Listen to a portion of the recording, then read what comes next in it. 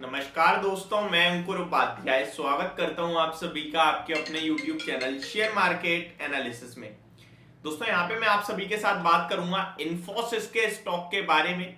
Company की तरफ से अपडेट आते हुए दिख रही है बायबैक को लेकर। पहले तो वो मैं आप सभी के साथ शेयर कर दूं। आपको याद होगा कंपनी ने बायबैक अनाउंस करा था और ये बायबैक जो था वो 9,300 करोड़ का था। एक अच्छे खासा मार्केट कैप, बड़े कहीं ना कहीं बड़े अमाउंट का बायबैक था। 9,300 करोड़ का बायबैक अनाउंस करा था कंपनी ने और इस बायबैक को लेकर ही अपडेट देते हुए दिख रही है कंपनी का मानना है कि कंपनी ने बायबैक कंप्लीट कर लिया है ऑलमोस्ट, और इसके क्लोजर की कहीं ना कहीं अपडेट देती हुई दिखी है कंपनी एक्सचेंजेस को। 99.9993% का इन्होंने बायबैक कंप्लीट कर लिया है, इनके ट्रांजैक्शन चार्जेस एंड ऑल मिला मिलू के। तो ये एक कंपनी की तरफ से आज के कल के सेशन में अपडेट आते हुए दिखी थी, तो वो मैं आप सभी के साथ अभी शेयर कर रहा हूं। क्लियरली कंपनी ने कहा company to consider closure of buyback. अब ये बायबैक क्या होता है आपको पता है तो बहुत अच्छी बात है, नहीं पता तो मैं आपको बता दूं। बायबैक वो होता है जहां कंपनी अपने शेयर्स को खुद खरीदती है। बायबैक दो तरीके से होता है, ओपन मार्केट, टेंडर मार्केट।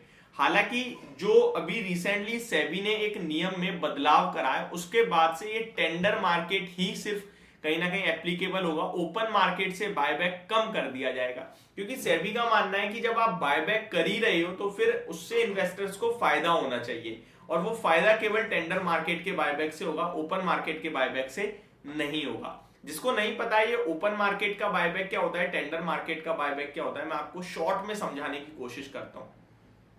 मान के चलो ये दो कंपनी है, कंपनी ए टेंडर मार्केट से बायबैक कर रही है, यानी कि ये वाली कंपनी बी ओपन मार्केट से बायबैक कर रही है। कंपनी ए का प्राइस 100 है एंड इसका प्राइस भी 100 है। इस कंपनी ने कहा है हम टेंडर मार्केट से बायबैक करेंगे आपसे 150 रुपए पर शेयर पे। तो यहां पे जो भी निवेशक होंगे 150 रुपए के भाव पे शेयर डायरेक्ट कंपनी को बेच सकते हैं, यानी कि कंपनी के शेयर होल्डर्स को डायरेक्ट 50 रुपए पर शेयर का फायदा हो रहा है, यानी कि 50% पर शेयर का। ठीक है, हालांकि इसमें एक एक्सेप्टेंस रेशो होता है, यानी कि इन्वेस्टर अगर 100 शेयर्स देगा कंपनी को तो उसमें से कंपनी खरीदेगी केवल 5 शेयर ही, बाकी 95 वापस कर देगी। इस तरीके का रेशो होता है, वो कोई भी हो, लेकिन जितने भी कंपनी शेयर खरीदेगी उस पर डायरेक्टली आपको एक बड़ा मुनाफा बना के देगी। ठीक है, ये तो हो गया टेंडर रूट से, जिसको सेबी अब कह रही है कि इसी रूट से बायबैक करना चाहिए, क्योंकि इससे डायरेक्टली इन्वेस्टर्स को फायदा होता है।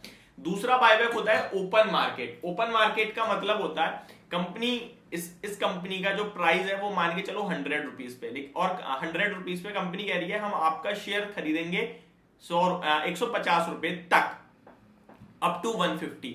लेकिन ओपन मार्केट से, अब ओपन मार्केट में शेयर का प्राइस कितना है 100 रुपए का, तो कंपनी 100 रुपए पे खरीदेगी, तो आप लोगों को क्या फायदा हुआ, कुछ भी नहीं हुआ इससे डायरेक्टली। तो ये होता है ओपन मार्केट का बायबैक। तो ये दो बायबैक होते हैं इस तरीके से। इन्फोसिस की बात करें तो इन्फोसिस ने इस बार ओपन मार्केट से बायबैक किया था। यहाँ पे 1850 रुपए तक बायबैक होना था, लेकिन मार्केट में देखिए अभी स्टॉक का भाव कितना चल रहा है, 1600, 1500, 1550 ये था। इसी लेवल पे कंपनी ने खरीदा अपने शेयर को 9,300 करोड़ का और बायबैक कंप्लीट कर दिया। जो प्राइस था 1850 का अप टू, वो प्राइस तो हमें देखने को मिला ही नहीं, इन्वेस्टर्स को डायरेक्ट फायदा हुआ नहीं। ओपन मार्केट में कौन खरीद रहा है कौन बेच रहा है किसी को पता नहीं चलता। सेम ऐसे होता है, कब कंपनी, आपने क्या पता बेचा हो, कंपनी ने खुद खरीदा हो सकता है। तो ये होता है ओपन मार्केट। अब आते हैं इन्फोसिस पे। मेरे हिसाब से आपको डिटेल सारी समझ में आ गई होंगी। इन्फोसिस की बात करें तो कंपनी ने रिसेंटली एक कहीं ना कहीं कोलैबोरेशन भी करा है digital delivery energy transaction solutions के साथ। मैं आपके साथ इस स्टॉक के बारे में बात करूं तो आईटी स्टॉक्स को लेकर मैं हमेशा बुलिश रहा हूं, लेकिन मुझे लगता है थोड़ा अभी 1610 1608 रुपीज के लेवल्स पे जो स्टॉक क्लोजिंग देता हुआ दिखा है, एक डिप मुझे लगता है आना चाहिए। जो डिप होगा वो अराउंड 2.5 से 3% के समथिंग का हो सकता है, और उस डिप में फ्रेश एंट्री भी ले सकते हैं आप। डिप में क्यों बोल रहा हूं, क्योंकि नेस्डेक इंडेक्स में हम लोग देख रहे हैं कि 2 दिन कंटिन्यू फॉल आया, बट हमारे यूएस मार्केट हमारे इंडियन मार्केट में आईटी लीड करता हुआ दिखा है।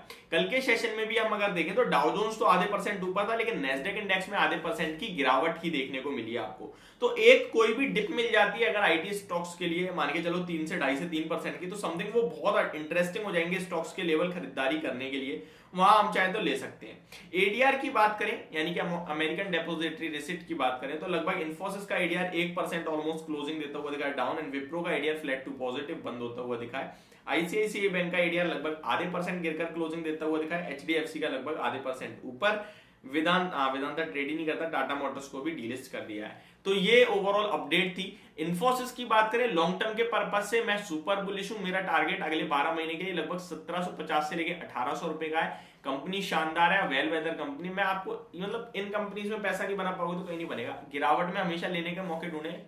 लोग कह रहे हैं कि टैक्स स्पेंड्स कम होंगे, बट मुझे लगता है ऐसा कुछ भी नहीं होने वाला। मैनेजमेंट क्लियरली कहता है, वो दिखा कि टैक्स स्पेंड कम नहीं होंगे, बट हाँ जो एम्प्लॉयज का कट हो रहा है, जॉब्स कट हो रही है, वो डेफिनेटली एक संकेत देने की कोशिश कर रहे हैं कि थोड़ा सा नेगेटिविटी हो सकती है आगे चलकर। बट अगर किसी भी रीजन से स्टॉक दोबारा 1400 रुपए पे आएगा तो भाई मैं तो सारी नेगेटिविटी भुला के खरीदने की राय दूंगा और खुद भी खरीदूंगा। यही मैंने आपके साथ जब रिसेंटली 1440 पे था तब कहा था, यही मैं आज कह रहा हूँ। 1600 रुपए पे भी ये स्टॉक खराब नहीं लगता है। अगर सिचुएशन अच्छी हुई, अभी तो खराब है, अगर अच्छी हुई तो ये स्टॉक आपको 1800 रुपए जाता हुआ दिखेगा। खराब होती है किसी रीजन से तो डाउन साइड ज्यादा कोई बड़ी है नहीं। 20-25 के पी पे अभी बड़े बड़े आईटी स्टॉक मिल रहे हैं आपको। सेकंड लार्जेस्ट आईटी कंपनी अगर आपको 25-26 के पी पे मिले तो मेरे हिसाब से बेस्ट है। अब काफी लोग कहेंगे भाई एवरेज पी इसका 22 है, 25 है 5 साल का। 5 साल पुरानी बात थी, अभी आप आगे बढ़ रहे हो, धीरे धीरे ग्रो ही करेंगी कंपनीज, ठीक है। तो वो पुराने वैल्यूएशंस भूल जाओ, मुझे लगता है यही रहेंगे और आगे और बढ़ेंगे। तो ये मेरी वीडियो, होप आपको समझ में पसंद दोनों आई होगी। Thank you so much for watching this video. Have a great day guys.